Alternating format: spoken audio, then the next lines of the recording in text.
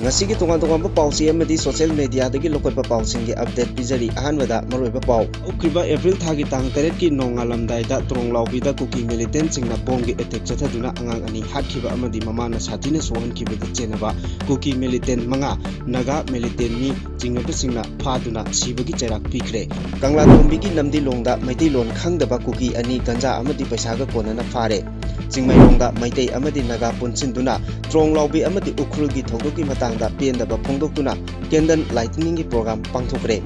Mizoram gi MP ki Benal Benana Churachandpurda laktuna Greater Mizoram sembagi wafam hawdoklamle. Numit mangani amasung UNC gi total shutdown loiragani Meitei lol khangdaba Kuki anina tonglakpa gari mai thadokre makoi ani police da sinakre. Nexalite singi mathakta tawbugum Manipur gi militant sing takhaina bathabak lokalakadori. Khongjom War Memorial da Governor amadi Chief Minister na luchingduna miyamna athawbasingda ikai khungnaba utre. Arambai Tengol gi PRO Robin Mangang khwairakpanggi social media update single loinana ikai khangdaba singna katkiba lei athawbasingna lausillamloi haina kokomi women wing gi maikeidagi phongdorakli. Kuki militant singi yaithanaba honariba luchingba amadi BJP gi policy da kokomi na boycott tawbani haina Jitendra na phongdorakli. Khongjom de thoramda state song sakhidre. Trongloubida laikhidraba naha ahum lairol challagani Michael gi hakchang lauragani haiba apupa mapa khanglamdre. Yaripoktasu ima ani chara henbagi khongjang changsinba hokre maira paibi singda police na nongmei kapsilakbada penadre. Ima leibaki damakta kathokpada kaidongnungda surrender tawroidabani haina okram ibobina phongdokre. Chief Minister na namfuda athawbasingi kubamda changduna laisu kalibasi athawbasingna karisu lobiramloi haina TH Sujata na phongdorakli. Luchingba asumba asengba khangalu haina Maheshwarna phongdorakli. Cycleda bunker taruk thugaikre Myanmar border paringdagi khulai kaya phagatpa ngamle. Delhi gi Tej Hazari Kota Malem Thongang gi hearing chathakre. Street of Hormuz thingzilagani haina Iran gi maikeidagi amuk phongdorakre. Meghalaya da illegal American ga mari lenaba thorang lokhutgadabani hairakli. KYKL gi kunchani suba mapo kumon thoronga mari lenana lup asigi chairman na miyamda yaipa paujel pirakli. Adomna hojik yengbiriba channel asi Kanglai Pauthang YouTube channel ni channel asida iramdam amadi mapalamgi maru oiba pausingi update taba amadi yengba phangbigani. Channel asina pau upload tawrakpa matamda adom-adomgi device da notification uba phangbinaba amadi channel asibu pungning thogatbiba oina sungsoi soidana subscribe tawbiduna bell icon nambiyu haijabaga loinana Hojik pausing amuk sandongna pijari ukriba April thagi tang teret ki nongalamdaida Trongloubida Kuki Militant singna bomgi attack chathaduna angang ani Hatkhiba amadi mamana sathina sohankibada chenaba Kuki Militant manga naga militant ni jingnaba singna phaduna sibagi chairak pikre. Social media da thadorokpa video asida naga militant sing asina asumna hairi. Nahan Trongloubida thokiba angang Trongloubida angang ani Hatkhibu adugi mahik singdo asi khoine se akhoi service command na army na mathang setpa hore moi powder sida thoraga tawninga hena lakpagi khoina phagrabne se sidi losingrani adu mathang loisininga akhoi kanna honari. Kangla tombigi namdi longda English Hindi amadi Meitei rol amata khangdaba Kuki ani ganja amadi paisa oina lupa lesing kuntraga konana phare. Kuki maroldagi hena Manipuri lonsu khangba ngamdriba asina takli madudi Kuki kaya ama Myanmar dagi narolda sangsilakli haiba loinana Jingmailongda Meitei amadi naga punsillaga Trongloubi thodok amadi ukrulgi thodok singi matangda pendaba phongdokpaga loinana candle lighting gi program pangthokre. Mizoram gi Rajya Sabha gi MP ke Benal Benana ngarang Churachandpurda laktuna Mizo taba lam makhai amata oina punsinduna Greater Mizoram ama semnabagi wafam hawdoklambaga loinana Manipur kaiba yabo wafam kayasu phongdoklamle. Churachandpur gi EBC Centenary Hall da pangthokiba Jofa Gathering Seminar amada wangangladuna Mizoram gi MP ke Benal Benana Bible gi wafam sing quote tawraduna saksu horakpham amata oiriba Mizo sing taba lam makhai amata oina punchinduna Greater Mizoram ama semnabagi waphamsing thamki Mizo sub tribesing punchinduna asengba unity ama sagatpaga loinana ngangnariba lonsing wakan taminaba changi sub furupsingi marakta kari lol ngangbage haiba adu maru oiba wapam nate adubu tongan na lol ngangliba singi marakta amana ababu ikai khumnadrabadi unity purakpa haibasi awaba ama oigani khwaidagi maru oirakliba asi tongan ba mafamsingda khundariba Mizo sing asi amata oina punsinba haiba asini adumakpu aikhoigi community marakta unity lairagasu karigumba matamda rajniti tawribasing makoi khudong chaba yengnaduna vote phangnaba honarakpada aikhoigi marakta lairiba unity asida hek akaiba oihali hainasu phongdokhi seminar aduda charuk yaba phangbada apenba phongdokpaga loinana seminar adubu siliba ZCA ZSF ZYA CVD amasung ZMA bu thagatki loinana laikhidraba MLA Phungjangin Balti ki imong manungi awabadasu saruk yaba phongdokhi thauram aduda Mizoram gi Chief Minister gi advisory oiriba Lanmot Puite nasu wangangki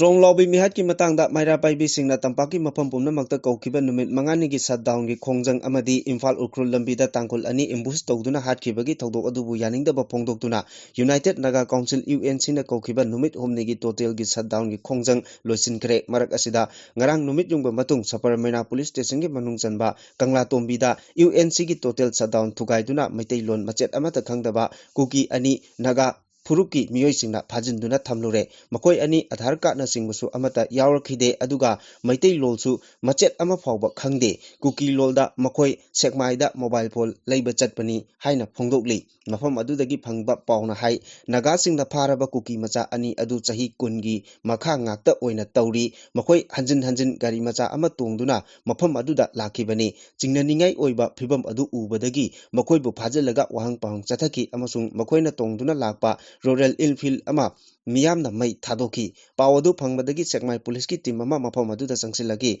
tungda makoina phajilaga thamlamba Kuki macha ani adu asoi angam amata yawhandana police da sinaki tungda sekmai police na makoi ani adu Saparmena police station da amuk sinaki hairi amaromda Trongloubida gi mihat adubu yaningdaba phongdoktuna uripok apunba nupi lupna ngarang uripok maikeida asoba protest rally chatki protest aduda sahi nauriba angang ani hatpa terrorist adu phau amadi hek yariba makai thuna chairak phangalu haiba demand singsu tawki United Youth Club New Kaithel manbidasu Trongloubida thodok adubu yaningdaba phongdoktuna amuko poiri leimarol amoba kohar amasung MSF na sinduna wakat mifamsing chathaki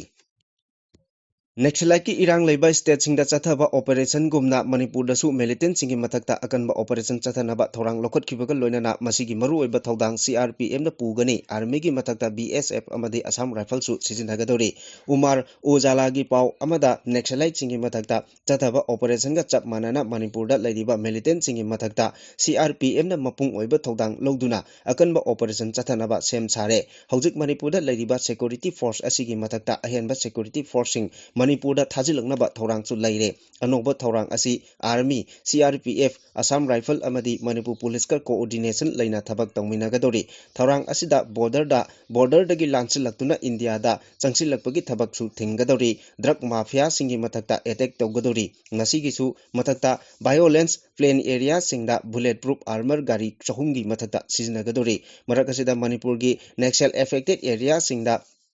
CRPF deploy tawgadori masida CRPF ki jungle warfare train commando battalion for resolute extra cobra sijinarakpa yai hari anoba plan asida border area da militant sing changthok changsin tawbagi lambi loina kakthaklakpaga loinana amadi India amasung Myanmar gi border paringda thiba humbagi akanba thabak singchu chathagadori forward operating base singnasu yamna nakna thamgadori loinana militant sing lotham lehendanaba akanba thorangsu lokalakadori border area da BSF amasung army na thodang logani militant sing thengnabagi thabakna CRPF cobra Assam Rifle amasung local police na tawgani hainasu pawasin makha tarakli Thobal district ki Khongjom da leiba khebaching ki Khongjom War Memorial Complex ta ngarang April 18 Khongjom numit thoram pangthoktuna Governor Ajay Kumar Bala Chief Minister Yumnam Khemchana luchingduna miyamna Anglo Manipur War 1913 da thawai katkhiba athobo singi mapamda haikal laikat tamduna ikai khumnaba utpaga loinana Khongjom Turel da tarpan katkhre ꯇꯧꯕꯁꯤꯡꯒꯤ ꯃꯐꯝꯗ ꯍꯩꯀꯠ ꯂꯩꯀꯠ ꯇꯝꯂꯕ ꯃꯇꯨꯡꯗ guard of honour, general salute, reverse arms, sounding of the last post, slow arms and ꯑꯣꯔꯗꯔꯒ ꯂꯣꯏꯅꯅ minute 2 ꯇꯨꯃꯤꯟꯅ ꯂꯦꯞꯈꯤ꯫ ꯈꯦꯕ ꯆꯤꯡꯒꯤ ꯆꯤꯡꯈꯣꯡꯗ ꯂꯩꯕ ꯄꯥꯎꯅꯥ ꯕ꯭ꯔꯖꯕꯥꯁꯤꯒꯤ ꯃꯤꯇꯝꯗꯁꯨ ꯍꯩꯀꯠ ꯂꯩꯀꯠ ꯇꯝꯕꯒ ꯂꯣꯏꯅꯅ ꯒꯟ ꯁꯦꯂꯨꯠ ꯄꯤꯗꯨꯅ ꯏꯀꯥꯏ ꯈꯨꯝꯅꯕ ꯎꯠꯈꯤ꯫ ꯊꯧꯔꯝ ꯑꯗꯨꯒ ꯃꯔꯤ ꯂꯩꯅꯅ ꯒꯕꯔꯅꯔ ꯑꯖय ꯀꯨꯃꯥꯔ ꯚꯜꯂꯥꯅ ꯈꯣꯡꯖꯣꯝ ꯂꯥꯜꯒꯤ ꯃꯇꯥꯡꯗ ꯋꯥꯐꯝꯁꯤꯡ ꯊꯝꯂꯗꯨꯅ ꯃꯍꯥꯛꯅ ꯍꯥꯏ, ꯊꯧꯅꯥ ꯐꯔꯕ ꯃꯇꯝ ꯑꯗꯨꯒꯤ ꯃꯅꯤꯄꯨꯔꯒꯤ ꯏꯄꯥ ꯏꯄꯨꯁꯤꯡꯅ ꯃꯄꯥꯡꯒꯜ ꯀꯜꯂꯕ ꯕ꯭ꯔꯤꯇꯤꯁꯀ ꯃꯥꯌꯣꯛꯅꯕ ꯂꯥꯟꯐꯝꯗ ꯃꯥꯏ ꯂꯩꯗꯨꯅ ꯆꯦꯟꯕꯒꯤ ꯃꯍꯨꯠꯇ ꯏꯃꯥ ꯂꯩꯕꯥꯛꯀꯤꯗꯃꯛꯇ ꯊꯧꯅꯥ ꯐꯅ ꯊꯋꯥꯏꯅ ꯄꯣꯟꯊꯥ ꯄꯤꯈꯤꯕꯅꯤ꯫ ꯈꯣꯡꯖꯣꯝ ꯅꯨꯃꯤꯠ ꯑꯁꯤꯅ ꯂꯥꯛꯄꯗ ꯌꯨꯅꯤꯇꯤ, ꯁꯦꯜꯐ ꯔꯦꯁꯄꯦꯛ ꯑꯃꯗꯤ ꯈꯨꯗꯣꯡꯊꯤꯕ ꯀꯌꯥꯕꯨ ꯊꯧꯅꯥ ꯐꯅ ꯃꯥꯌꯣꯛꯅꯕꯒꯤ ꯁ꯭ꯄꯤꯔꯤꯠ ꯑꯗꯨ ꯃꯤꯌꯥꯝꯗ ꯅꯧꯍꯧꯅꯅ ꯄꯤꯔꯤ꯫ ꯉꯁꯤ ꯂꯝꯗꯝ ꯑꯁꯤꯗ ꯈꯨꯟꯗꯥꯃꯤꯟꯅꯔꯤꯕ ꯃꯤꯄꯨꯝ ꯈꯨꯗꯤꯡꯃꯛꯅ ꯔꯨꯜ ꯑꯣꯐ ꯂꯣꯕꯨ ꯏꯀꯥꯏ ꯈꯨꯝꯅꯕꯒ ꯂꯣꯏꯅꯅ ꯀꯝꯃꯨꯅꯤꯇꯤ ꯃꯔꯛꯇ ꯅꯨꯡꯁꯤ ꯆꯥꯟꯅꯅ ꯂꯩꯃꯤꯟꯅꯗꯨꯅ ꯃꯤꯌꯥꯝꯒꯤ ꯌꯥꯏꯐꯅꯕ ꯊꯕꯛꯁꯤꯡ ꯇꯧꯃꯤꯟꯅꯕꯅ ꯅꯨꯃꯤꯠ ꯑꯁꯤꯒꯤ ꯄꯥꯡꯊꯣꯛꯄꯒꯤ ꯍꯦꯟꯅ ꯋꯥꯍꯟꯊꯣꯛ ꯂꯩꯍꯜꯂꯒꯅꯤ꯫ ꯈꯣꯡꯖꯣꯝ ꯅꯨꯃꯤꯠꯅ ꯂꯥꯛꯄꯗ ꯃꯤꯄꯨꯝ ꯈꯨꯗꯤꯡꯃꯛꯀꯤ ꯊꯃꯣꯏꯗ ꯏꯃꯥ ꯂꯩꯕꯥꯛ ꯅꯨꯡꯁꯤꯕꯒꯤ ꯏꯍꯨꯜ ꯄꯣꯛꯇꯨꯅ ꯏꯁꯇꯦꯠ ꯑꯁꯤꯒꯤ ꯑꯃꯗꯤ ꯅꯦꯁꯟ ꯑꯁꯤꯒꯤꯗꯃꯛꯇ ꯀꯠꯊꯣꯛꯄꯒ ꯂꯣꯏꯅꯅ ꯊꯕꯛ ꯇꯧꯁꯤ ꯍꯥꯏꯅꯁꯨ ꯒꯕꯔꯅꯔ ꯑꯖय ꯀꯨꯃꯥꯔ ꯚꯜꯂꯥꯅ ꯐꯣꯡꯗꯣꯛꯈꯤ꯫ ꯃꯈꯥ ꯇꯥꯔꯛꯄ ꯄꯥꯎꯗ ꯑꯔꯥꯝꯕꯥꯏ ꯇꯦꯡꯒꯣꯜꯒꯤ ꯄꯤ.ꯑꯥꯔ.ꯑꯣ ꯔꯣꯕꯤꯟ ꯃꯉꯥꯡ ꯈ꯭ꯋꯥꯏꯔꯥꯛꯄꯝꯒꯤ ꯁꯣꯁꯤꯌꯦꯜ ꯃꯤꯗꯤꯌꯥꯗ ꯑꯁꯨꯝꯅ ꯑꯞꯗꯦꯠ ꯇꯧꯔꯛꯂꯤ꯫ ꯀꯥꯡꯄꯣꯛꯄꯤꯔꯣꯝꯗꯒꯤ ꯍꯥꯏꯊꯔꯛꯄ ꯅꯨꯄꯥ 2 ꯉꯁꯤ ꯀꯪꯂꯥꯇꯣꯝꯕꯤ ꯕꯖꯥꯔꯗꯒꯤ ꯅꯥꯒꯥꯁꯤꯡꯅ ꯐꯥꯔꯒ ꯄꯨꯂꯤꯁꯇ ꯁꯤꯟꯅꯈꯤꯕ ꯄꯩꯁꯥ ꯑꯃꯗꯤ ꯒꯟꯖꯥꯒ ꯂꯣꯏꯅꯔꯝꯕ ꯃꯩꯇꯩꯂꯣꯟ, ꯍꯤꯟꯗꯤ, ꯏꯪꯂꯤꯁ ꯑꯃꯠꯇ ꯈꯪꯗꯕ ꯑꯗꯨꯅ ꯇꯥꯛꯂꯦ ꯀꯨꯀꯤꯅ ꯅꯝꯅ ꯇꯥꯕ ꯖꯒꯥꯁꯤꯡꯗ ꯏꯜꯂꯤꯒꯦꯜ ꯏꯃꯤꯒ꯭ꯔꯦꯟꯠ ꯀꯌꯥꯃꯨꯛ ꯌꯥꯝꯅ ꯂꯩꯔꯦ ꯍꯥꯏꯕꯁꯤ ꯍꯥꯏꯅ ꯐꯣꯡꯗꯣꯛꯄꯒ ꯂꯣꯏꯅꯅ ꯃꯈꯥ ꯇꯥꯔꯛꯄꯗ ꯑꯁꯨꯝꯅꯁꯨ ꯍꯥꯏꯔꯤ꯫ ꯉꯔꯥꯡ ꯅꯨꯃꯤꯗꯥꯡ ꯍꯥꯟꯅ ꯀꯣꯜ ꯇꯧꯔꯛꯄꯅꯤ, ꯄꯦꯔꯨꯛ ꯍꯦꯛꯂꯨꯕꯅꯤ, ꯀꯅꯥꯝ ꯂꯩꯕꯤꯗ꯭ꯔꯦ, ꯅꯪ ꯂꯧꯕꯤꯌꯨ ꯍꯥꯏꯗꯨꯅ ꯑꯩꯉꯣꯟꯗ ꯂꯥꯛꯑꯣ ꯍꯥꯏꯕꯗꯒꯤ ꯉꯁꯤ ꯂꯥꯛꯑꯦ, ꯁꯨꯞꯅꯒꯤ ꯂꯨꯄꯥ 150 ꯗꯨꯒꯤ ꯈꯨꯜ ꯂꯥꯜꯂꯒ ꯌꯨꯝꯗ ꯂꯩꯍꯧꯔꯤꯕ ꯃꯆꯥ ꯑꯅꯤꯗꯨꯒꯤꯗꯃꯛ ꯈꯣꯡꯅ ꯌꯣꯟꯕꯅꯦ꯫ ꯂꯥꯛꯂꯤꯕꯗꯣ ꯁꯤ ꯌꯧꯅ ꯄꯨꯊꯔꯕꯅꯤ ꯈꯨꯟꯅꯥꯏ ꯑꯁꯤ꯫ ꯇ꯭ꯔꯤꯄꯨꯔꯥꯒꯤ ꯂꯝꯕꯤꯒꯤ ꯆꯤꯗꯥꯏꯗ ꯃꯐꯝ ꯑꯗꯨꯒꯤ ꯌꯦꯜꯂꯧꯃꯤ ꯅꯨꯄꯤꯁꯤꯡꯅ ꯁꯨꯝꯆꯤꯠ ꯂꯩꯕꯤꯌꯨ ꯍꯥꯏꯅ ꯇꯧꯍꯧꯕꯗꯨ ꯅꯤꯡꯁꯤꯡꯂꯛꯈꯤ꯫ ꯂꯩꯉꯥꯛꯄꯁꯤꯡ, ꯑꯆꯧꯕ ꯑꯣꯐꯤꯁꯔꯁꯤꯡ, ꯅꯈꯣꯏ ꯀꯔꯤꯕꯨ ꯈꯜꯂꯤꯕꯅꯣ? ꯈꯨꯟꯅꯥꯏ ꯑꯁꯤ ꯐꯨꯔꯨꯞ ꯑꯁꯤꯅ ꯃꯨꯠꯈꯤꯕꯗ ꯅꯈꯣꯏ ꯂꯩꯍꯧꯒꯅꯤ ꯈꯟꯕ꯭ꯔꯥ? ꯄꯩꯁꯥ ꯄꯥꯏꯕꯁꯤꯡꯅ ꯃꯤꯔꯝꯗ ꯆꯠꯈꯤꯕꯗꯤ ꯌꯥꯏ, ꯑꯗꯨꯕꯨ ꯅꯁꯥꯒꯤ ꯆꯥꯛꯁꯪꯗ ꯉꯥꯔꯤ ꯐꯥꯎꯕ ꯅꯅꯤꯡꯇꯝꯅ ꯂꯧꯕ ꯉꯝꯃꯣꯏ꯫ ꯊꯦꯡꯅꯔꯤꯕꯗꯨꯅꯤ, ꯊꯤꯅ ꯊꯤꯅ ꯆꯩꯕꯤꯔꯛꯀꯅꯤ, ꯔꯤꯐ꯭ꯌꯨꯖꯤꯒꯨꯝ ꯂꯩꯒꯅꯤ, ꯑꯗꯨꯅ ꯏꯁꯥꯒꯤ ꯏꯔꯝꯗꯝꯗꯒꯤ ꯍꯦꯟꯕ ꯀꯔꯤꯁꯨ ꯂꯩꯇꯕꯅꯤ, ꯄꯨꯟꯅ ꯈꯪꯃꯤꯟꯅꯁꯤ ꯍꯥꯏꯕꯒ ꯂꯣꯏꯅꯅ ꯑꯔꯣꯏꯕꯗ ꯑꯁꯨꯝꯅꯁꯨ ꯍꯥꯏꯔꯤ꯫ ꯑꯩꯈꯣꯏ ꯃꯁꯦꯜ ꯍꯥꯠꯇꯣꯛꯅꯕꯒꯤ ꯐꯤꯚꯝ ꯂꯥꯛꯄ ꯑꯁꯤꯗꯤ ꯌꯥꯝꯅ ꯅꯨꯡꯉꯥꯏꯖꯗꯦ꯫ ꯏꯔꯩꯆꯥ ꯑꯃꯁꯨ ꯁꯤꯆꯨꯋꯦꯁꯟꯁꯤ ꯈꯪꯕꯤꯌꯨ, ꯋꯥꯈꯜ ꯐꯥꯊꯕꯤꯌꯨ꯫ ꯍꯧꯖꯤꯛ ꯑꯩꯈꯣꯏ ꯃꯁꯦꯜ ꯍꯨꯟꯅꯗꯨꯅ ꯂꯩꯕ ꯌꯥꯕ ꯃꯇꯝ ꯅꯠꯇ꯭ꯔꯦ꯫ ꯑꯩꯈꯣꯏ ꯍꯧꯖꯤꯛꯁꯦ ꯔꯤꯐ꯭ꯌꯨꯖꯤꯁꯤꯡꯅ ꯐꯥꯎꯕ ꯉꯝꯂꯞꯅ ꯆꯠꯂꯤꯕꯅꯤ꯫ ꯃꯔꯛ ꯑꯁꯤꯗ ꯑꯩꯈꯣꯏ ꯁꯥꯎꯅꯕ ꯌꯥꯗꯦ, ꯑꯃꯨꯛꯇ ꯇꯞꯊꯕꯤꯌꯨ ꯍꯥꯏꯅ ꯑꯁꯨꯝꯅ ꯄꯣꯁꯠ ꯇꯧꯔꯛꯂꯤ꯫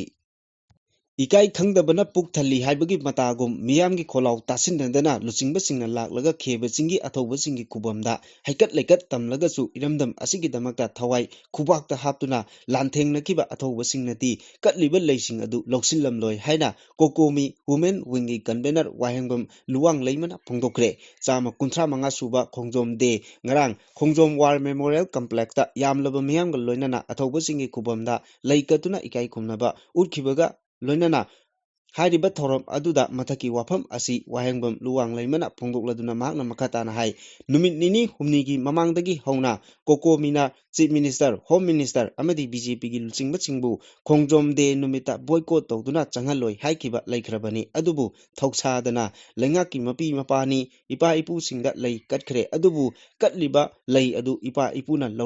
ꯂꯧꯔꯝꯒꯗꯕ ꯑꯃꯠꯇ ꯅꯠꯇꯦ꯫ ꯇ꯭ꯔꯣꯡꯂꯥꯎꯕꯤꯒꯤ ꯂꯥꯏꯕꯛ ꯊꯤꯕ ꯊꯧꯗꯣꯛ ꯑꯃꯗꯤ ꯎꯈ꯭ꯔꯨꯜꯒꯤ ꯊꯧꯗꯣꯛ ꯑꯗꯨꯒꯤ ꯃꯇꯥꯡꯗ ꯑꯦꯄ꯭ꯔꯤꯜ 15 ꯐꯥꯎꯕꯒꯤ ꯃꯅꯨꯡꯗ ꯆꯞ ꯆꯥꯕ ꯊꯕꯛ ꯂꯧꯈꯠꯇ꯭ꯔꯕꯗꯤ ꯂꯩꯕꯥꯛ ꯃꯤꯌꯥꯝꯒ ꯄꯨꯜꯂꯒ ꯈꯣꯡꯖꯪ ꯆꯪꯁꯤꯟꯒꯅꯤ ꯍꯥꯏꯅꯁꯨ ꯋꯥꯍꯦꯡꯕꯝ ꯂꯨꯋꯥꯡꯂꯩꯃꯅ ꯐꯣꯡꯗꯣꯛꯈꯤꯕꯅꯤ꯫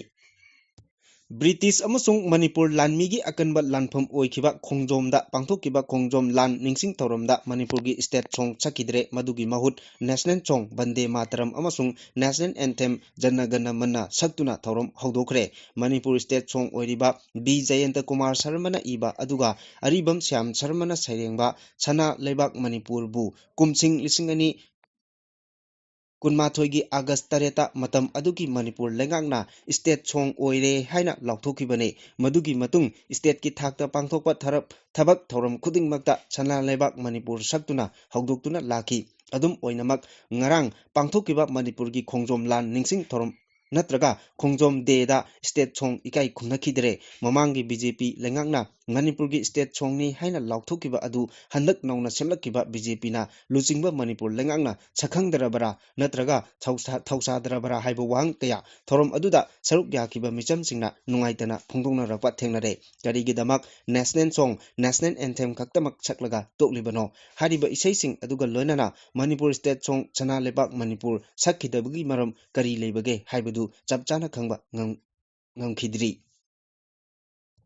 Trongloubida Thawdok Matung Tarakpada Hatkhiba Miyamgi Ihauda CRPF na Nongmei Kapada Laikhidraba Athoba Ahumgi Hakchang Ngasi April 13 da Lowbaga Loinana Aroiba Mathong Mangam Pangthoklagani haina Laikhidraba Singi Ibung Manungda Phongdoragli Imung Manungna Thadorokpa Cherol Amagi Matung Inna Aroiba Mathong Mangam Pangthokpagi Thoramda Leibak Miyamna Saruk Yabiyu Hairakli Makha tarakpada Trongloubida Angang ani bom kapsinduna Hatkhibaga mari lainana pendraba miyamna changsinkiba ihogda CRPF na Nongmei Kapada laikhidraba miyoi ahumgi manungda tera lokham lairaktagi Huidrom Michael Elias Henry gi hakchang ngasi lauragani hariba asi laikhidraba Michael gi apokpa mapa khanglamdre hiramasi matangda paummisingda Michael gi apokpa H Mohinna phongdokladuna Henry gi asiba hakchang lauragani hariba asi social media da thengnarakpani masi achumba nate mahak masa khangba laite haina pendaba phongdoraki loinana tera lokham lairak welfare association club ki maiki degisu wahai amata tanaramba laite asiba hakchang laurabasu saruk yaroi hairi panba yabadi CRPF na Nongmei Kapada laikhidraba miyoi ahum Laisram Jiten Wahangbam Bobi amadi Huidrom Michael gi asiba hakchang ngasi lowbaga loinana mathong mangam pangthoklagani haina victim family ahum asigi laikhidraba singi loinabe singi ming yawba paujel cherol ama social media da viral oirakibani cherol aduda laikhidraba makhoigi mathong mangam pangthokpa asida miyamna saruk yabinabasu appeal tauribani Trongloubi awang lekai da thokiba tamthiba terrorist ki thong aduda pikliba angang ani hatkhiba amadi masigi makha tarakpada micham ahum CRPF na Nongmei Kaptuna Hatkhiba thodokta chenaba mara leibasing lengangna puthoktuna miyam khangna chairak piyu haina changsillakiba numit mangani gi tatel shutdown khongjang yaripoki maikei romdasu chawgatuna lambi tingbagi khongjang changsinkre loinana potpham phambi ima anina ngarangdagi hauraga chara henbagi khongjang changsinba hokre Trongloubi thodokta chenabasing lengangna chairak piyu haina Manipur Pumbada Club Organization Meirapai Loop Kayana Changsillakiba Numit Mangani gi total shutdown gi khongjang chawgaladuna Yaripok Maikeidasu Furup Kayagi Miyam Singa Loinana Lengaki Loisang Sing So Lonsan ki aduga Thingsinba Yauna Makal Makha Kayagi khongjang changsinduna lakibani total shutdown gi khongjang ngarang mangani chanba numit asidasu Yaripok Maikeida leriba Meitei amadi Meitei Pangalgi Miyam punna saruk yaduna Yaripok Kaithelda thoraktuna lambi thingki lambi thingbagi khongjang changsinkiba ima Meirapaibi singda Manipur police na Nongmei kapsilakpada penadre Meirapaibi singbu Nongmei kaptuna aki akhang nanghalamba mathona yamna phaba DSP adu singda posting thaduna mathona phudok hanbiyu haina khurai chaithabi Meirapaibi singna lengakta thamlakli Trongloubi thodokka mari lainana kaukiba total shutdown gi manung channa khurai chaithabi leirak Meirapaibi singi Maikeidagi lambi thingbagi khongjang chatharingaida Manipur police ki team ama laktuna muknaba thoki muknaba aduda Nongmei round khara kapthoklambasu yaningdaba phongdokladuna chaithabi leirak Meirapaibi president takhel mayum Bimolna hai Trongloubigi thodokka mari lainana miyamna haurakpa ihogi manung channa kaukiba total shutdown gi khongjang asibu sawgatladuna maikei asomdachu lambi thingbagi khongjang changsinkibani mamangi numit singdadi lambi landuna tangai fadana lakiba miyam amadi security force ki gari khudingmak wari sanaduna lambi thehenduna charhanki adubu ngarangi Manipur police ki DSP amana luchingduna lakiba kangbu amana wari sanaduna hainarabasu mafam adubu namduna chatnaba honarakpada nakal anigi marakta mungnaba thokibada natana Nongmei kapthoklamba asi laibak thibani masida natana nupi police amata yaudana Meirapaibi singa mungnaramba mathauna phaba DSP adu singda posting amutang thaduna mathona phudokhanbiyu haiki thodok asida kapthoktriba maru amasu tahauri maramasina hariba DSP asi kanano haibadu puthokduna maikei asomda amuk hana tharaktanaba loinana Fatraba terrorist singbu thengnabada mahaki mathona adu sijinahanbiyu haina lengakta taksilagli ꯌꯦꯛꯅꯕꯁꯤꯡꯗ ꯀꯣꯛ ꯅꯣꯟꯕ surrender ꯇꯧꯕ ꯍꯥꯏꯕꯁꯤ ꯃꯩꯇꯩ ꯑꯩꯈꯣꯏꯒꯤ ꯏꯗ ꯌꯥꯎꯗꯦ ꯍꯥꯏꯕꯁꯤ ꯃꯇꯝ ꯑꯗꯨꯒꯤ ꯑꯊꯧꯕꯁꯤꯡꯅ ꯇꯝꯕꯤꯔꯝꯕ ꯄꯔꯥ ꯑꯃꯅꯤ ꯍꯥꯏꯕꯁꯤ ꯑꯩꯈꯣꯏꯅ ꯀꯥꯎꯐꯝ ꯊꯣꯛꯇꯦ꯫ ꯏꯃꯥ ꯂꯩꯕꯥꯛꯀꯤꯗꯃꯛꯇ ꯀꯠꯊꯣꯛꯄꯗ ꯀꯩꯗꯧꯅꯨꯡꯗ ꯁꯔꯦꯟꯗꯔ ꯇꯧꯔꯣꯏꯗꯕꯅꯤ ꯍꯥꯏꯅ ꯃꯅꯤꯄꯨꯔ ꯄ꯭ꯔꯗꯦꯁ ꯀꯣꯡꯒ꯭ꯔꯦꯁ ꯀꯃꯤꯇꯤ MPCCꯒꯤ ꯄ꯭ꯔꯁꯤꯗꯦꯟꯠ ꯑꯣꯀ꯭ꯔꯝ ꯏꯕꯣꯕꯤꯅ ꯐꯣꯡꯗꯣꯛꯈ꯭ꯔꯦ꯫ ꯋꯥꯐꯝ ꯑꯁꯤ BT ꯔꯣꯗꯇ ꯂꯩꯕ ꯀꯣꯡꯒ꯭ꯔꯦꯁ ꯚꯕꯟꯗ ꯄꯥꯡꯊꯣꯛꯄ ꯃꯅꯤꯄꯨꯔꯒꯤ ꯅꯤꯡꯈꯥ ꯇꯝꯕ ꯂꯩꯕꯥꯛ ꯑꯃ ꯑꯣꯏꯅꯕ ꯍꯣꯠꯅꯕꯗ ꯀꯨꯝꯖꯥ 1939ꯗ ꯈꯣꯡꯖꯣꯝꯒꯤ ꯈꯦꯕ ꯆꯤꯡꯗ ꯁꯣꯛꯅꯈꯤꯕ ꯃꯅꯤꯄꯨꯔꯒꯤ ꯑꯔꯣꯏꯕ ꯅꯤꯡꯇꯝ ꯂꯥꯟꯐꯝꯗ ꯊꯋꯥꯏꯅ ꯄꯣꯟꯊꯥ ꯄꯤꯈ꯭ꯔꯕ ꯑꯊꯧꯕꯁꯤꯡꯒꯤ ꯃꯐꯝꯗ ꯂꯩꯁꯨ ꯀꯠꯇꯨꯅ ꯏꯀꯥꯏ ꯈꯨꯝꯅꯕ ꯎꯠꯄꯒꯤ ꯊꯧꯔꯝꯗ ꯐꯣꯡꯗꯣꯛꯈꯤꯕꯅꯤ꯫ MPCCꯅ ꯁꯤꯟꯗꯨꯅ ꯄꯥꯡꯊꯣꯛꯈꯤꯕ 135ꯔꯛ ꯁꯨꯕ ꯈꯣꯡꯖꯣꯝ ꯗꯦꯒꯤ ꯊꯧꯔꯝ ꯑꯗꯨꯗ MPCCꯒꯤ ꯃꯔꯨꯑꯣꯏꯕ ꯊꯧꯃꯤ ꯀꯌꯥꯁꯨ ꯁꯔꯨꯛ ꯌꯥꯈꯤ꯫ ꯁꯔꯨꯛ ꯌꯥꯈꯤꯕꯁꯤꯡꯅ ꯄꯥꯎꯅꯥ ꯕ꯭ꯔꯖꯕꯥꯁꯤꯒꯤ ꯐꯣꯇꯣꯗ ꯂꯩꯁꯨ ꯀꯠꯇꯨꯅ ꯏꯀꯥꯏ ꯈꯨꯝꯅꯕ ꯎꯠꯈꯤ꯫ MPCCꯒꯤ ꯄ꯭ꯔꯁꯤꯗꯦꯟꯠ ꯑꯣꯀ꯭ꯔꯝ ꯏꯕꯣꯕꯤꯅ ꯃꯈꯥ ꯇꯥꯅ ꯍꯥꯏ ꯃꯥꯂꯦꯝꯗ ꯅꯨꯄꯤ ꯇꯥꯕ ꯂꯩꯇꯦ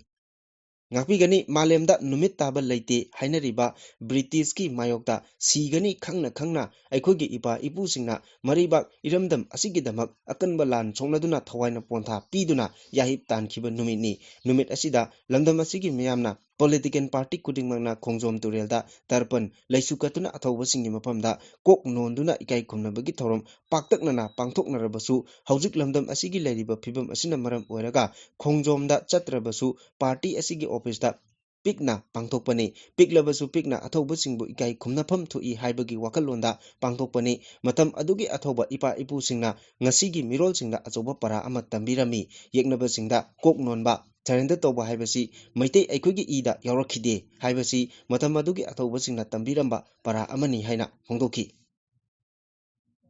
ꯆꯤꯐ ꯃꯤꯅꯤꯁꯇꯔ ꯋꯥꯏ ꯈꯦꯝꯆꯥꯟ ꯃꯅꯤꯄꯨꯔꯒꯤ BJPꯒꯤ MLAꯁꯤꯡ ꯑꯃꯗꯤ ꯂꯨꯆꯤꯡꯕꯁꯤꯡ ꯌꯥꯎꯅ ꯈꯣꯡꯖꯣꯝ ꯂꯥꯜ ꯅꯤꯡꯁꯤꯡ ꯅꯨꯃꯤꯠꯇ ꯑꯊꯧꯕꯁꯤꯡꯒꯤ ꯃꯐꯝꯗ ꯍꯩꯀꯠ ꯂꯩꯀꯠ ꯇꯝꯕ ꯆꯪꯍꯜꯂꯣꯏ ꯍꯥꯏꯅ ꯀꯣꯀꯣꯃꯤꯅ ꯑꯃꯗꯤ ꯂꯩꯕꯥꯛ ꯃꯤꯌꯥꯝꯅ ꯕꯣꯏꯀꯣꯠ ꯇꯧꯔꯤ꯫ ꯑꯗꯨꯕꯨ ꯆꯤꯐ ꯃꯤꯅꯤꯁꯇꯔꯅ ꯅꯝꯐꯨꯗ ꯑꯊꯧꯕꯁꯤꯡꯒꯤ ꯈꯨꯕꯝꯗ ꯆꯪꯗꯨꯅ ꯂꯩꯁꯨ ꯀꯠꯂꯤ꯫ CMꯅ ꯃꯤꯌꯥꯝꯒꯤ ꯑꯊꯤꯡꯕꯁꯤꯡ ꯅꯝꯈꯥꯏꯔꯒ ꯊꯧꯅꯥ ꯐꯅ ꯆꯪꯗꯨꯅ ꯑꯊꯧꯕꯁꯤꯡꯒꯤ ꯃꯐꯝꯗ ꯂꯩꯁꯨ ꯀꯠꯂꯤꯕ ꯑꯁꯤꯒꯨꯝꯅ ꯃꯅꯤꯄꯨꯔꯒꯤ ꯄ꯭ꯔꯖꯥ ꯃꯤꯌꯥꯝꯒꯤ ꯃꯥꯏꯀꯩꯗꯒꯤ ꯂꯩꯈꯤꯗ꯭ꯔꯕ ꯏꯆꯥ ꯏꯁꯨ ꯄꯨꯝꯅꯃꯛꯀꯤ ꯖꯁꯇꯤꯁ ꯐꯪꯍꯜꯂꯨ ꯍꯥꯏꯅ ꯈꯣꯜꯂꯥꯎ ꯂꯥꯎꯔꯤꯕ ꯑꯁꯤꯗ ꯆꯤꯐ ꯃꯤꯅꯤꯁꯇꯔꯅ ꯊꯧꯅꯥ ꯐꯅ ꯆꯣꯡꯊꯣꯛꯇꯨꯅ ꯖꯁꯇꯤꯁ ꯐꯪꯅꯕ ꯍꯣꯠꯅꯔꯝꯂꯕꯗꯤ ꯑꯩꯈꯣꯏꯅꯁꯨ ꯃꯍꯥꯛꯄꯨ ꯉꯁꯤꯒꯤ ꯄꯥꯂꯟ ꯊꯧꯔꯝ ꯑꯁꯤꯗ ꯄꯨꯟꯅ ꯁꯔꯨꯛ ꯌꯥꯃꯤꯟꯅꯕ ꯌꯥꯕꯅꯤ ꯍꯥꯏꯅ ꯏꯃꯥꯒꯤ ꯃꯩꯔꯥꯒꯤ ꯂꯨꯆꯤꯡꯕꯤ TH ꯁꯨꯖꯥꯇꯥꯅ ꯐꯣꯡꯗꯣꯛꯈ꯭ꯔꯦ꯫ ꯃꯅꯤꯄꯨꯔꯗ BJP ꯃꯈꯥ ꯇꯥꯅ ꯃꯥꯏ ꯄꯥꯛꯈꯤꯒꯅꯤ ꯍꯥꯏꯕꯒꯤ ꯊꯥꯖꯕ ꯆꯥꯎꯅ ꯂꯩꯕꯗꯒꯤ ꯂꯨꯆꯤꯡꯕꯁꯤꯡꯅ ꯃꯅꯤꯄꯨꯔ ꯃꯤꯔꯥꯏꯕ ꯑꯣꯏꯔꯝꯂꯦ꯫ ꯋꯦꯁ ꯕꯦꯡꯒꯜ ꯃꯤꯈꯜꯗ BJP ꯄꯣꯒꯅꯤ ꯀꯤꯕꯗꯒꯤ ꯑꯔꯩꯕ ꯂꯤꯗꯔ ꯃꯈꯩ ꯆꯠꯂꯒ ꯎꯅꯔꯤꯕ ꯑꯁꯤ ꯃꯅꯤꯄꯨꯔꯗꯁꯨ ꯎꯅꯔꯝꯒꯗꯕꯅꯤ ꯍꯥꯏꯅ ꯔꯤꯄꯕ꯭ꯂꯤꯀꯥꯟ ꯄꯥꯔꯇꯤ ꯑꯣꯐ ꯏꯟꯗꯤꯌꯥ ꯑꯊꯋꯥꯂꯦꯒꯤ ꯅꯦꯁꯅꯦꯜ ꯁꯦꯀ꯭ꯔꯦꯇꯔꯤ ꯃꯍꯦꯁꯣꯔ ꯊꯧꯅꯥꯎꯖꯝꯅ ꯐꯣꯡꯗꯣꯛꯈ꯭ꯔꯦ꯫ ꯑꯦꯄ꯭ꯔꯤꯜꯒꯤ ꯇꯥꯡ 22 ꯈꯣꯡꯖꯣꯝ ꯗꯦ ꯅꯨꯃꯤꯠꯀ ꯃꯔꯤ ꯂꯩꯅꯅ ꯃꯍꯥꯛꯅ ꯊꯥꯗꯣꯔꯛꯄ ꯚꯤꯗꯤꯑꯣ ꯔꯤꯂꯤꯖ ꯑꯃꯗ ꯋꯥꯐꯝ ꯑꯁꯤ ꯃꯍꯥꯛꯅ ꯐꯣꯡꯗꯣꯛꯈꯤꯕꯅꯤ꯫ ꯃꯍꯥꯛꯅ ꯍꯥꯏ ꯃꯅꯤꯄꯨꯔꯗ ꯆꯍꯤ 3 ꯔꯣꯝ ꯊꯣꯛꯂꯛꯂꯤꯕ ꯏꯔꯥꯡ ꯑꯁꯤꯗ BJPꯒꯤ ꯂꯤꯗꯔꯁꯤꯡ ꯃꯔꯨꯑꯣꯏꯅ ꯌꯨꯅꯤꯌꯟ ꯍꯣꯝ ꯃꯤꯅꯤꯁꯇꯔ ꯄ꯭ꯔꯥꯏꯝ ꯃꯤꯅꯤꯁꯇꯔꯅ ꯃꯅꯤꯄꯨꯔꯕꯨ ꯇꯔꯥꯏꯅ ꯑꯗꯨꯃꯛ ꯂꯧꯔꯒ ꯂꯥꯛꯂꯤ꯫ ꯍꯧꯖꯤꯛ ꯋꯦꯁ ꯕꯦꯡꯒꯜꯗ ꯄꯥꯡꯊꯣꯛꯂꯤꯕ ꯏꯂꯦꯛꯁꯟꯗꯗꯤ ꯃꯈꯣꯏꯒꯤ ꯄꯥꯔꯇꯤꯒꯤ ꯚꯣꯠ ꯄꯣꯕ ꯌꯥꯗꯦ ꯍꯥꯏꯗꯨꯅ ꯄꯥꯔꯇꯤꯒꯤ ꯑꯔꯩꯕ ꯂꯤꯗꯔ ꯈꯨꯗꯤꯡꯃꯛ ꯆꯠꯂꯒ ꯅꯨꯃꯤꯠ ꯈꯨꯗꯤꯡꯒꯤ ꯔꯦꯂꯤ ꯆꯠꯇꯨꯅ ꯂꯩꯔꯤ꯫ ꯃꯁꯤꯃꯛ ꯋꯦꯁ ꯕꯦꯡꯒꯜꯒꯤ ꯃꯤꯈꯜꯗ BJP ꯑꯁꯤ ꯐꯤꯕꯝ ꯂꯨꯅ ꯂꯩ ꯍꯥꯏꯅ ꯕꯦꯡꯒꯜꯒꯤ ꯂꯩꯔꯤꯕ ꯄꯥꯔꯇꯤꯒꯤ ꯂꯤꯗꯔꯁꯤꯡꯅ ꯄꯤꯕ ꯄꯥꯎꯒꯤ ꯃꯇꯨꯡ ꯏꯟꯅꯅꯤ꯫ ꯑꯗꯨꯕꯨ ꯃꯅꯤꯄꯨꯔꯗ ꯍꯧꯖꯤꯛ ꯑꯣꯏꯔꯤꯕ ꯐꯤꯕꯝ ꯑꯁꯤꯗꯗꯤ BJP ꯑꯁꯤ ꯐꯤꯕꯝ ꯂꯨꯅ ꯂꯩꯇꯕ ꯌꯥꯝꯅ ꯀꯟꯕ ꯄꯥꯔꯇꯤ ꯑꯃ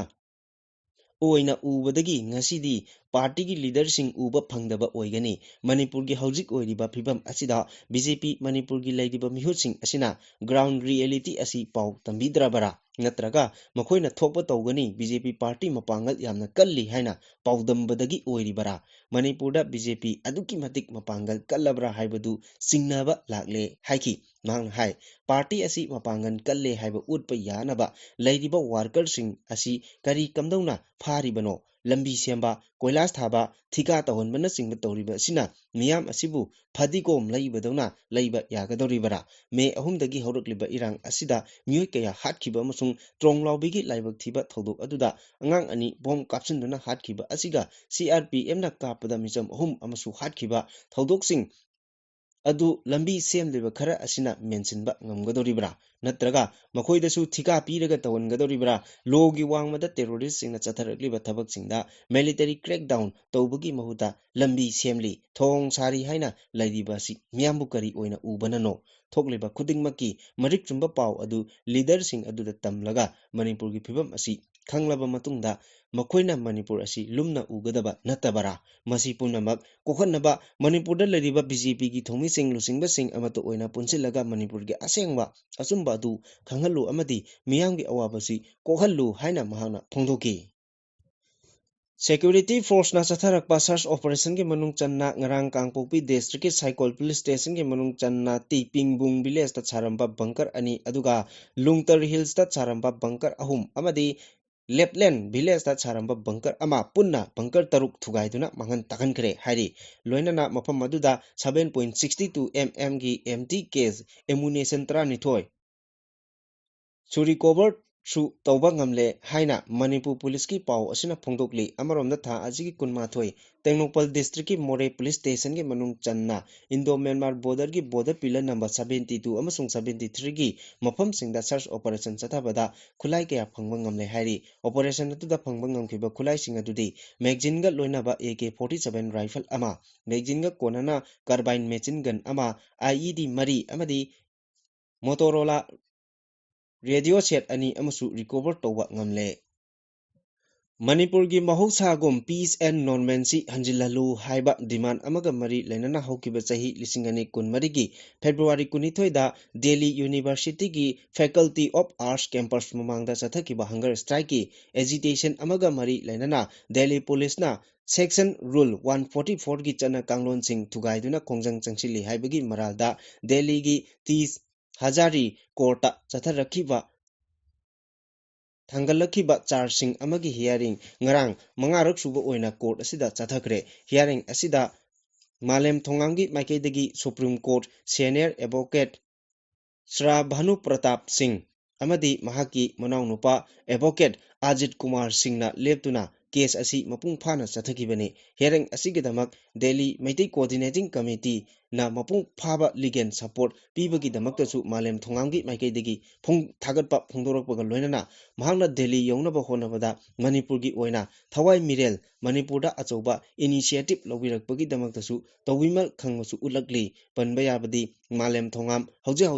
maksu state asida mahusagum peace hanjilaknaba honabada makhal makha kayagi democratic oiba agitation sing changsinduna lengaki pungning chingchinaba honariba lamdam asigi naha amakhakne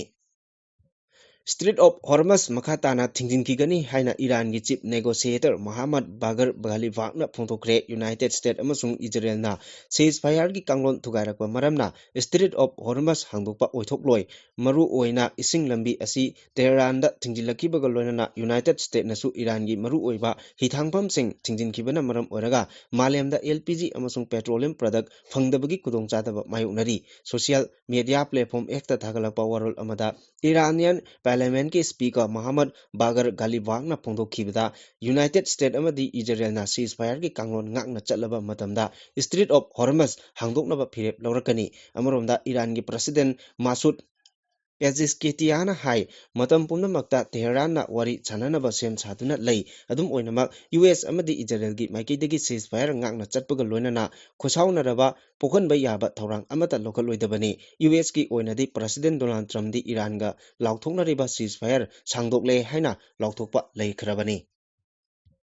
Yumlon nariba Assamga manadaba mongda Meghalayagi oina illegal immigrants singi matangda matik chaba thorang amata lokhatpa leide haina the Voice of the People's Party na phongdokre party asigi president Arden Miller Basai Morna hai Meghalaya da illegal immigrant ki record amata leite Assam gi oinadi parliament amadi state assembly da illegal immigrants singi mapung phaba record amasung data puthokpa leikre NPP na lucingba NDA gi lengaki mayokta protest rally ama chatlaba matungda wangmi singa unabada mangna hai BJP na parliament amadi assembly da illegal immigrant ka mari leinaba wafam kaya pukhatli Meghalaya gi oinadi iramasi gi matangda matik chaba thorang amata lokhatpa leite kumja lising chamapan maripu tara humdoi da illegal immigrant lakh 138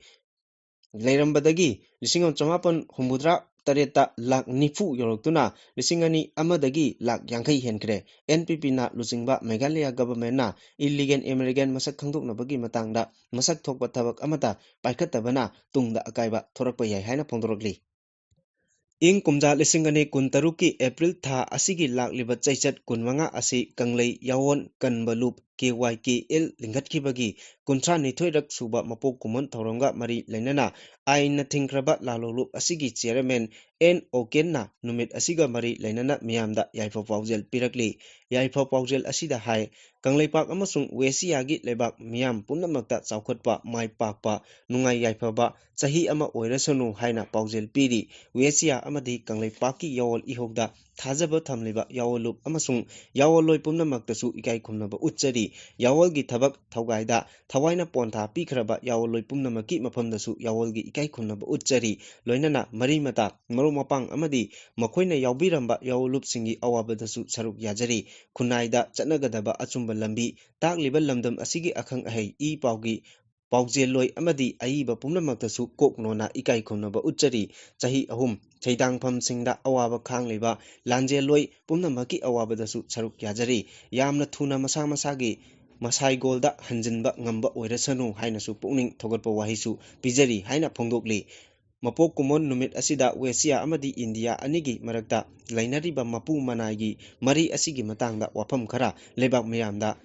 ꯅꯩꯅꯕꯤꯅꯕ ꯑꯃꯁꯨꯡ ꯃꯈꯥ ꯇꯥꯕ ꯄꯥꯎꯇꯥꯛ ꯄꯤꯔꯛꯅꯕ ꯊꯝꯖꯔꯤ ꯍꯥꯏꯔꯤ ꯊꯣꯛꯂꯛꯂꯤꯕ ꯋꯥꯐꯝꯗꯤ ꯀꯪꯂꯩꯄꯥꯛ ꯑꯃꯁꯨꯡ ꯋꯦꯁꯤꯌꯥ ꯂꯝꯗꯝ ꯑꯁꯤ ꯏꯟꯗꯤꯌꯥꯒꯤ ꯂꯣꯏꯂꯝꯅꯤ ꯍꯥꯏꯕꯁꯤ ꯃꯃꯥꯡꯗ ꯃꯤꯑꯣꯏ ꯑꯃꯗꯤ ꯂꯨꯞ ꯀꯌꯥꯅ ꯍꯟꯖꯤꯜ ꯍꯟꯖꯤꯜ ꯍꯥꯏꯅꯈꯔꯦ ꯉꯁꯤꯃꯛ ꯊꯣꯛꯂꯤꯕ ꯊꯧꯗꯣꯛ ꯋꯥꯊꯣꯛꯁꯤꯡ ꯑꯁꯤꯅ ꯈꯨꯗꯝ ꯑꯣꯏꯅ ꯊꯝꯖꯔꯒ ꯋꯥꯐꯝ ꯑꯁꯤ ꯆꯨꯝꯃꯤ ꯍꯥꯏꯕꯗු ꯑꯃꯨꯛ ꯍꯟꯅ ꯎꯠꯆꯅꯕ ꯍꯣꯠꯅꯖꯒꯦ ꯍꯥꯏꯔꯛꯂꯤ ꯚꯥꯔꯠꯀꯤ ꯉꯝꯈꯩ ꯂꯥꯜ ꯑꯃꯁꯨꯡ ꯂꯣꯏꯂꯝ ꯏꯟꯗꯤꯌꯥ ꯍꯥꯏꯕ ꯂꯩꯕꯥꯛ ꯑꯁꯤ ꯍꯤꯟꯗꯤ ꯂꯣꯟ ꯉꯥꯡꯕ ꯃꯌꯣꯟ ꯂꯝ ꯍꯥꯔꯠꯂꯦꯟꯗꯅ ꯑꯀꯣꯏꯕꯗ ꯂꯩꯕ ꯃꯇꯥꯏ ꯂꯝ ꯍꯥꯏꯕꯗꯤ ꯄꯦꯔꯤꯐꯦꯔꯤ ꯐ꯭ꯔꯟꯇꯤꯌꯔ ꯔꯤꯖꯟ ꯄꯨꯝꯅꯃꯛꯄꯨ ꯂꯣꯏ ꯆꯟꯕ ꯑꯄꯨꯟꯕ ꯂꯩꯕꯥꯛ ꯏꯟꯗꯤꯌꯥ ꯍꯥꯏꯗꯨꯅ ꯍꯦꯟꯅ ꯆꯨꯅꯕ ꯂꯩꯕꯥꯛ ꯑꯃꯅꯤ ꯈ꯭ꯔꯤꯁꯇꯒꯤ ꯀꯨꯝ 17 ꯁꯨꯕ ꯆꯍꯤ ꯆꯥꯗꯗꯤ ꯖꯥꯠ ꯐꯨꯔꯨꯞ ꯃꯤꯠꯌꯦꯡꯗꯒꯤ ꯌꯦꯡꯕꯗ ꯆꯥꯎꯅ ꯈꯦꯠꯅꯕ ꯂꯩꯔꯝꯂꯕꯗꯤ ꯃꯇꯥꯏ ꯂꯝ ꯄꯨꯝꯅꯃꯛ ꯑꯁꯤ ꯑꯄꯨꯟꯕ ꯂꯩꯕꯥꯛ ꯑꯗꯨꯒꯤ ꯉꯝꯈꯩ ꯂꯝ ꯑꯣꯏꯅ ꯂꯧꯔꯝꯃꯤ ꯉꯝꯈꯩ ꯍꯥꯏꯕꯁꯤꯅ ꯆꯩꯈꯩ ꯑꯃꯅꯤ ꯑꯗꯨꯒ ꯉꯝꯈꯩ ꯂꯝ ꯃꯤ ꯈꯨꯟꯗꯥꯕ ꯂꯝꯗꯝ ꯅꯠꯇꯕ ꯃꯤꯠꯌꯦꯡꯅ ꯌꯦꯡꯕ ꯂꯝꯗꯝꯅꯤ ꯏꯟꯗꯤꯌꯥꯒꯤ ꯑꯋꯥꯡ ꯅꯣꯡꯄꯣꯛ ꯂꯝꯗꯝ ꯑꯁꯤ ꯑꯃꯗꯤ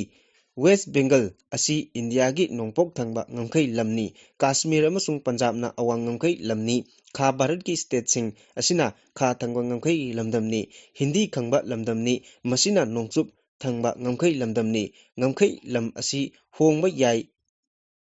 इसिलिमिलेट तौखिदुना मयोन लमगी मीगा सक्सु अमदी नाट मानखरबदी लमखै लम ओइखिदबसु याय मतम अदुदा ngамखै लमदम अदुदा मयोन लमगी सरुक अमा ओइखरगनी फ्रंटियर अमसुंग फ्रंटियर पॉलिसीदा doctor Benjamin D Hopkins George वाशिंगटनना यूनिवर्सिटी दी हिस्ट्री प्रोफेसर असिना ngамखै लमदमगी मरमदा पांथोकिबा वाफम खरा थमजगे मागी मोट मतुंग इना 17 सुबा चही चागी अरोइबा तांककी अमदी 10 सुबा चही चागी अहानबा सरुकता अपुनबा लेबाक सेमलकपा मतमदा मयोन लम मचा सिंगना अमदी मखोइगी लेंगांगना ngамखै लम लैबा जाति सिंग असि जात ओंथोकलगा मयोन लम चुपसिनगदबनी हाइना कोइसिलगा थमनबा होनकी लोइनना लम लेंदगी लम गांग रोमदा तांथोकनबा नत्रगा हाटपतुपत तौरगा महनखिगदबा अदुगा लमलेनसिंग अदुगा मखोइ मयोन लमगी फुरुप चासिंग खुंदा हनगदबा मतम खरक खकी ओइना हिंजबा फुरुपनी हाइना लौरमी हाइनासु असुमना मखाताना याइफु पाउजेल पीबदा फोंदोकली